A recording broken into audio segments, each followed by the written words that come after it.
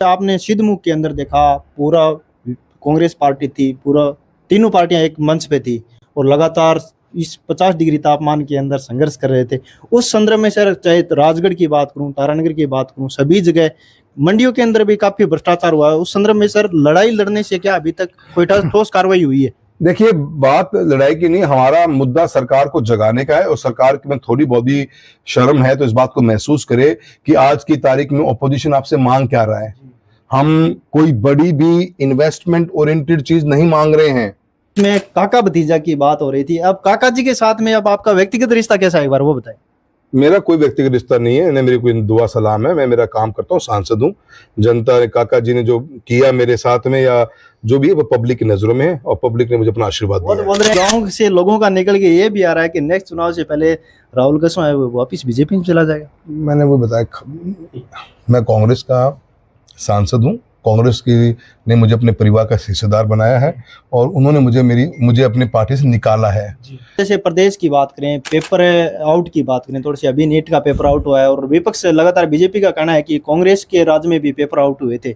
इस संदर्भ में आपका क्या कहना है? देखिए, ये जो बंदा बोलता है ना कि कांग्रेस के राज में ऐसा हुआ था, तो इसका मतलब क्या सर्टिफिकेट मांग रहे हो क्या हमसे? किसी ने अगर हमारे राज में विफलता रही तो आप तो डबल इंजन सरकार हो, आप तो बेटर। एनटीए किसने बनाया? नेशनल टेस्टिंग एजेंसी बनाई बीजेपी गवर्नमेंट ने। बिल नमस्कार, मैं सुरेश, आप देख रहे हो राजस्थान न्यूज 87। इस समय मेरे साथ में चूरू सांसद श्री राहुल जी कसवा हैं और राहुल जी कसवा के नेतृत्व में आपने लाइव तस्वीरों के माध्यम से देखा, जन आक्रोश रैली का आयोजन किया गया और हजारों या 10,000 से अधिक लोग इस रैली में शामिल थे। मैं राहुल जी कसवा से बातचीत करूंगा इस रैली के संदर्भ में। केंद्र की ओर से जो नीट परीक्षा थी वो भी रद्द की गई, उसी मुद्दे पे बातचीत करेंगे। सबसे पहले राहुल जी, आपका स्वागत है, अभिनंदन है। धन्यवाद जी, बहुत बहुत आपको, न्यूज 87 को बहुत बहुत धन्यवाद। राहुल जी, आज जन आक्रोश रैली की गई, उस संदर्भ में आपका क्या कहना है? देखिए, बेसिक जो रोजमर्रा की समस्याएं आ रही हैं और सरकार को आज 2 साल से ऊपर हो गया है और पब्लिक एट लार्ज की मेन प्रॉब्लम्स को ऊपर सरकार की कोई नज़र नहीं है। ऐसा लगता है कि गवर्नमेंट बिल्कुल एक कॉन्फिडेंस में अलग दुनिया में जी रही है और आम पब्लिक की, हमने आज की रैली में कोई बड़ी डिमांड लेकर हम नहीं घुसे हैं कि हमारे लिए कोई बड़े हॉस्पिटल्स, कॉलेजेस, हाईवेज या बेसिक और बड़ी फैसिलिटी के लिए हमने कोई धरना प्रदर्शन नहीं किया है। वो तो सरकार का अपना बजट है, सरकार की अपनी घोषणा है, उनका अपना एक माइंडसेट हो सकता है जो, पर ऑलरेडी हमारा एक स्ट्रक्चर, एक ढांचा देश में बना हुआ है। उस ढांचे के अंदर जो रोजमर्रा की पब्लिक को दिक्कतें आ रही हैं, जिसके ऊपर गवर्नमेंट फोकस नहीं कर पा रही। इवन मैं कहूँ, गवर्नेंस नाम की कोई चीज नहीं है, अकाउंटेबिलिटी नाम की कोई चीज नहीं है। ऑफिसर्स के पास में ना फंड्स हैं उनको मैनेज करने के लिए, ना सरकार की कोई मॉनिटरिंग है। उससे एक आम पब्लिक रोजमर्रा परेशान हो रहा है और उसमें बेसिकली हमारा पीने के पानी का इशू है, जिसके ऊपर आज 480 करोड़ रुपए की बूंगी परियोजना राजगढ़ में आई थी 2018 के अंदर, जहां पे हमने नई टंकियां बनाकर पीएसपी के मार्फत से गांव में पीने के पानी की व्यवस्था करी। 19 के अंदर जल जीवन मिशन की स्कीम लॉन्च हुई। खुशी थी कि इस बहाने आज एक गवर्नमेंट का प्रोग्राम आया है और गांव के अंदर घर घर टूटी लगने का काम होगा। नो डाउट प्रोग्राम अच्छा था, पर उसकी एग्जीक्यूशन हॉरिबल रही। 21 के अंदर काम चालू हुआ, राजगढ़ में 19 टंकियां बननी थी। 19 में से आज हम 2026 में बैठे हैं, 6 साल बाद में मात्र 4 टंकियां जुड़ी हैं, जिसमें से 11 टंकियां आज तक जुड़ नहीं पा रही हैं, बाकी टंकियां बनी ही नहीं। अब उस टंकी के अंदर गवर्नमेंट के ने प्रोजेक्ट लॉन्च किया, गवर्नमेंट के अधिकारियों ने डीपीआर बनाई, काम एग्जीक्यूट गवर्नमेंट के अधिकारियों ने करवाया, सरकार की मॉनिटरिंग ही खत्म हो रखी है। अब उन 11 टंकियों को जोड़ने के लिए सरकार के इस प्रोजेक्ट में पैसा नहीं बचा। ये तो मैंने सिर्फ राजगढ़ का एग्जाम्पल दे रहा हूँ, बाकी एग्जाम्पल तो जिले का हर जगह और भी है। उस पैसे को का डेविएशन की एक फाइल है कि हमारे को एक्स्ट्रा पैसा चाहिए। कितना चाहिए? वो हमें चाहिए 30 करोड़ रुपए। 30 करोड़ रुपए के अंदर हम पूरे गांव को हम पानी से, ये टंकियां हमारी बन जाएंगी। इसके अलावा भी जब स्टार्टिंग में जब प्रोजेक्ट रिपोर्ट बनाई उसमें कमियां रह गई। आज की तारीख में किसी भी गांव से टंकी अगर 5 किलोमीटर से ऊपर दूर है और उसकी डायरेक्ट पाइपलाइन सप्लाई गांव में नहीं है तो वो गांव पानी नहीं पी सकता। कहीं ना कहीं पानी की पाइप लीकेज हो जाएगा, कहीं चोरी हो जाएगी, और दूरी होगी। तो जैसे कि एसएलआर बनी हुई है तो ये ग्रेविटी के फोर्स से पानी जाता है, तो इसमें बूस्टर पंप्स तो है नहीं, तो पानी कहीं ऊंचाई पे मकान है तो पानी नहीं पहुंचता। तो वो हमारी 5-6 टंकी डिमांड अलग है, पर बेसिक हमारा 30 करोड़ रुपए के चक्कर में आपने 180 करोड़ रुपए लगा रखे हैं, वो काम ही कंप्लीट नहीं हो रहा। और आपके अधिकारियों की ये लापरवाही का आलम देखो कि उन्होंने गवर्नमेंट ऑफ इंडिया के जो पोर्टल है जेजेएम का, उस पर एंट्री कर रखी है कि 86% घरों में हमने पीने का पानी दे दिया। हम इस बात को बार बार उठाते जा रहे हैं कि भैया पैसा रिलीज करो तभी काम कंप्लीट हो। ये गर्मी का टेम्परेचर, चूरू के अंदर पीने की पानी की व्यवस्था की डिपेंडेंसी जो है वो इंदिरा गांधी कैनाल पर है। हमारे पास स्टोरेज है नहीं। आज मेरे राजगढ़ में अब जाके हम 40-45 दिन का स्टोरेज बनाने वाले हैं। तावनगर की भी हालत यही है, सुधारसर की हालत यही है, रतनगढ़ सुजानगढ़ पूछो मत, बुरे हालात हैं। तो न स्टोरेज न फिल्ट्रेशन। सावा में एक फिल्टर प्लांट लगा हुआ है। सरकार के मंत्री का काम क्या होता है कि अपनी बेसिक सुविधाओं को मैनेज करना, उसमें वक्त बेवक्त के हिसाब से रिफॉर्म्स लेके आना, सिस्टम को मैनेज करना, टेक्नोलॉजी का यूज करना। एआई आज आ गई है, कहाँ है हमारे सिस्टम पे? हमारा बेसिक ढांचा ही करप्ट होता जा रहा है। सावा का एक पावर हमारे पास मात्र बड़ा हमारा वाटर फिल्ट्रेशन प्लांट है। गवर्नमेंट के अधिकारी ने उसको भी रिपेयर करने का प्रोजेक्ट ले रखा है। मैंने कल ही अधिकारी को जयपुर में बात कही कि मैं आप रिपेयर कैसे कर सकते हो, नया बनाइए, नए जमाने के हिसाब से बनाइए, क्योंकि हम उस पानी को पीते हैं, उसमें जहर पूरा है। सर लगातार खुद में पानी देने की बात हो रही है। देखिए उन लोगों को पता ही नहीं, वो बस ठीक है अपना एक सिंपैथेटिक वर्ड बोल दिया, मैं खुद जानता हूं, मैं खुद की बात करूं। उनको कुछ नहीं पता, मैं उनके बारे में बोलता भी नहीं। मुझे इस बात को भी तरस आता है कि आप गवर्नमेंट में रहकर भी पहले अपने सिस्टम को समझो, पहले गवर्नमेंट के स्ट्रक्चर को समझो, फिर गवर्नमेंट की पॉलिसीज को समझो, फिर ये बातें करो। खुद कैसी बकवास बात बोल दी आपने। खुद कहां से लेके आओगे आप यमुना लिंक के पानी को ला नहीं पा रहे, जो राजस्थान के चूरू जिले के मात्र 40,000 हेक्टेयर जमीन के अंदर सिंचाई का काम करेगा। वो पानी के लिए रुपए 32,000 करोड़ चाहिए। जानते भी हो खुद का पानी कैसे आएगा, कितना प्रोजेक्ट चाहिएगा। इस गवर्नमेंट ने 5-5 लाख रुपए खर्च कर दिए इस स्कीमों में, जैसे किसान का कोई भला नहीं हुआ। पर आज की तारीख में अगर हम हमारा हिस्से का पानी जो पाकिस्तान चला जाता है उसको भी रोकें तो पूरे चूरू जिले में पानी आ सकता है, पर उसके लिए फंडिंग चाहिए। एक भी डेडिकेटेड बजट की घोषणा नहीं है भारत सरकार की पिछले 12 साल में कि मैं इरिगेशन के ऊपर, हम हाईवे पे खर्च करते हैं 2.5 से 3 लाख करोड़ रुपए, हम रेलवे पे खर्च करते हैं 2.5 से 3 लाख करोड़ रुपए, हमारा एजुकेशन का, मेडिकल का, हर का बिल है। हमारा इरिगेशन का कोई बजट नहीं है। तो खुद की बात करने वालों से तो मैं इतना कहूंगा, पहले गवर्नमेंट को जाके ये तो कह दो कि बजट में 50,000, 70,000, लाख हर साल करोड़ पे खर्च करेंगे हम, आने वाले 10 साल में जाके सिस्टम बनेगा। हमें रेन वाटर को टैप करना है, हम और पानी पैदा नहीं कर पाएंगे। हमारा ढांचा वैसे एग्जॉस्टेड है। पंजाब के पास में पानी है, वो अंडर स्ट्रेस है, वो हरियाणा पानी देता नहीं है, हरियाणा राजस्थान को पानी देता नहीं है। वो तो लड़ाइयां अलग है, कहां से लेकर खुद पानी सर? तो टूट पानी थोड़ी लेके आना है। जी सर, लगातार जैसे आपने सिद्धमुख के अंदर देखा, पूरा कांग्रेस पार्टी थी, पूरा तीनों पार्टियां एक मंच पे थी और लगातार इस 50 डिग्री तापमान के अंदर संघर्ष कर रहे थे। उस संदर्भ में सर, चाहे राजगढ़ की बात करूं, तारानगर की बात करूं, सभी जगह मंडियों के अंदर भी काफी भ्रष्टाचार हुआ है। उस संदर्भ में सर, लड़ाई लड़ने से क्या अभी तक कोई ठोस कार्रवाई हुई है? देखिए बात लड़ाई की नहीं, हमारा मुद्दा सरकार को जगाने का है और सरकार की में थोड़ी बहुत ही शर्म है तो इस बात को महसूस करे कि आज की तारीख में ऑपोजिशन आपसे मांग क्या रहा है। हम कोई बड़ी भी इन्वेस्टमेंट ओरिएंटेड चीज नहीं मांग रहे हैं। हम प्लीज काइंडली अंडरस्टैंड, आपकी स्कीमों का विफलता, आपकी स्कीमों पे आपकी कंट्रोल, आपकी स्कीमों की इम्प्लीमेंटेशन, एग्जीक्यूशन, उसकी वो आपकी फेलियर है। स्वीकार करना चाहिए भजनलाल जी की सरकार को कि आप एक बेसिक एमएसपी की परचेज नहीं करा सकते। आप ही के अधिकारी, आप ही का सिस्टम किसानों को लूटने का काम कर रहा है। आपको करना क्या था? गवर्नमेंट ऑफ इंडिया ने कहा कि भी हम इस बार चना परचेज करेंगे। करते कितना है? 25%।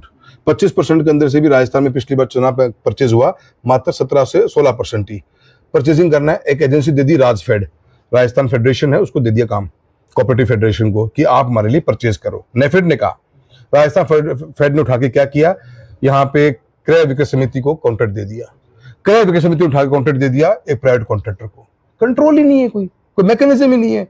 किसान सर्दियों में तो सुजानगढ़ में, सदार शहर में, डूंगरगढ़ में खड़ा लाइनों के अंदर मूंगफली तुलाने के लिए। इस गर्मी में 50 डिग्री में चना तुलवा रहे हैं तो उसमें भ्रष्टाचार खत्म। तो फोकस किसी भी योजना को लागू करने के ऊपर दिमाग लगाना पड़ेगा, टेक्नोलॉजी यूज करनी पड़ेगी, इसीलिए करप्शन होता है। सरेआम किसान को लूट लिया आपने यार। 15,000 का भी गैप नहीं था, किसान को 40 क्विंटल माल तुलवाना था, 6% की चोरी थी, 2.4 क्विंटल का किसान का माल कम तुला, ये पैसे उसके लिए फालतू ले लिए गए। 6 क्विंटल 2.4 क्विंटल का मतलब ये होता है 14,000 रुपए ले लिए। 14,000 रुपए तो गैप ही नहीं है। एमएसपी पे और मार्केट प्राइस में 40 क्विंटल का गैप ही नहीं है। तो बेवकूफी का काम हो रहा है, सरकार का ध्यान है नहीं, फालतू की बातों में फोकस कर रही है। हर मंत्रालय को और इवन मुख्यमंत्री को अपने प्रोग्राम्स को एग्जीक्यूट करने के लिए कॉन्फिडेंट होकर रिफॉर्म्स लाने पड़ेंगे, सिस्टम डालना पड़ेगा। पानी की जगह पानी नहीं, ईओ की जगह सफाई नहीं। पूरा का पूरा हमारा प्ले ग्राउंड था बेल रोड के ऊपर, 2-2 फुट के कचरे के गंदे पानी में भरा पड़ा हुआ है, कोई प्लान ही नहीं। 6-6 बार ईओ बदल दिया आपने 2 साल के अंदर। क्यों? क्योंकि भाजपा में 60 नेता हो रहे हैं। वो कहता है नगर पालिका मेरी, वो कहता है बीडीओ मेरा, वो कहता है पुलिस डिपार्टमेंट मेरा। तो समझ में नहीं आ रहा है किसका। जब किसी और का लग जाता है तो उसको हटवा देते हैं।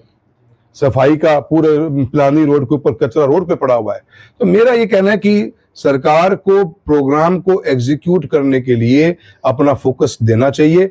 पता किसी को है नहीं, नेतृत्व तो बिल्कुल शांत बैठा हुआ है, कॉन्फिडेंट है कि जीतेंगे हम। तो धर्म और जाति के नाम पे चुनाव होने लग रहे हैं, उनके ऊपर पब्लिक का माइंड ब्रेन वॉश करके पर इनको जाग जाना चाहिए। पब्लिक में बहुत भारी अंडर करंट है। लगातार जैसे प्रदेश की बात करें, पेपर आउट की बात करें, थोड़ी सी अभी नीट का पेपर आउट हुआ है और विपक्ष लगातार बीजेपी का कहना है कि कांग्रेस के राज में भी पेपर आउट हुए थे। इस संदर्भ में आपका क्या कहना है? देखिए, ये जो बंदा बोलता है ना कि कांग्रेस के राज में ऐसा हुआ था, तो इसका मतलब क्या सर्टिफिकेट मांग रहे हो क्या हमसे? किसी ने अगर हमारे राज में विफलता रही तो आप तो डबल इंजन सरकार हो, आप तो बेटर। एनटीए किसने बनाया? नेशनल टेस्टिंग एजेंसी बनाई बीजेपी गवर्नमेंट ने, बिल पास किया पार्लियामेंट में, बनी। उसकी विफलताओं का प्रति काम क्या करना है? पेपर को ड्राफ्ट करना है, उसको ट्रांसपोर्ट करना है और स्टोरेज करनी है। 3 ही तो काम है। तीनों ही काम में हर बार चोरी हो जाती है। 20-20 लाख बच्चे बैठ रहे हैं, पता ही नहीं आपको कहाँ चोरी हुई। फिर देश का पेपर कैंसिल हो गया। तो जो बच्चा पढ़ता है, एक माइंडसेट होता है, वो सारा डिस्टर्ब अगलेगा। तो ये गवर्नमेंट ये कहे कि उनके टाइम पे क्या हो, इसका मतलब कि क्या हो रहा है? अगर उस टाइम पे हुआ तो गलत है, तो उसको पर जांच करिए। गवर्नमेंट आपकी है, दोनों गवर्नमेंट आपकी है, करो जांच, जेल भेजो। वरना आप तो जिम्मेदारी लो या आप अपने मंत्री को हटाओ। 25-25 लाख कोई सिस्टम ही नहीं है। वो यूपीएससी एग्जाम कराती, कभी सुना पेपर लीक हुआ? जेईई के एग्जाम होते हैं, कभी हुआ है पेपर लीक हुआ?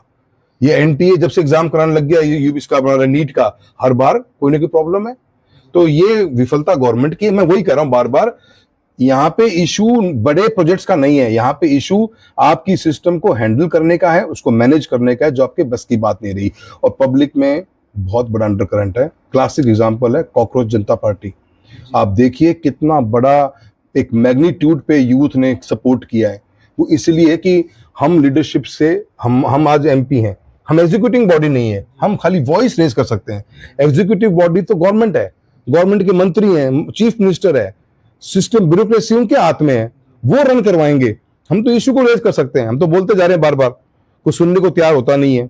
एक सवाल सर, जैसे अभी कुछ मैं बात कर रहा था कहीं ना कहीं बस स्टैंड पे भी कि ये पंचायत चुनाव को मद्देनजर रखते हुए एमपी साहब ने ये कांग्रेस की ओर से राजगढ़ में शक्ति प्रदर्शन किया, उसके बारे में आप क्या कहना? देखिए, प्लीज यार, ऐसे मैं लोगों से निवेदन करना चाहूंगा, मेरे यूथ से निवेदन करना चाहूंगा। देखिए, हम बहुत बड़े स्ट्रेस के टाइम से गुजर रहे हैं। ये चुनाव कब होंगे कब नहीं होंगे ये कोई नहीं जानता, और आप बड़े इश्यूज को प्लीज डाइल्यूट मत करिए। उस चश्मे को हटा लो जिस चश्मे से आपको हमारी जाति और हमारे धर्म दिखते हैं, अदरवाइज आप कभी भी जस्टिस नहीं कर पाओगे। डेमोक्रेसी के अंदर हमारा बोलना हक है, इशू रेस करना हमारा हक है। और देखिए, मैं बार बार एक बात बोलता हूं, मैं अभी भी कह रहा हूं, हमने ये कोई रैली, कोई पब्लिक डिमांड हमारी इस चीज की नहीं थी कि हमारे को कोई बड़ा इंफ्रास्ट्रक्चर का प्रोजेक्ट चाहिए था। हमारी डिमांड कि आप ही की स्कीमें एग्जीक्यूट नहीं हो रही, आम पब्लिक दुखी है, बहुत ज्यादा परेशान है। हॉस्पिटल्स के हालात देख के आओ, दया आती है, हर दिन बीमारियां हैं। एक सवाल सर छोटा सा, इसमें काका भतीजा की बात हो रही थी, अब काका जी के साथ में अब आपका व्यक्तिगत रिश्ता कैसा है, एक बार वो बताएं। मेरा कोई व्यक्तिगत रिश्ता नहीं है, मेरी कोई दुआ सलाम है, मैं मेरा काम करता हूँ, सांसद हूँ।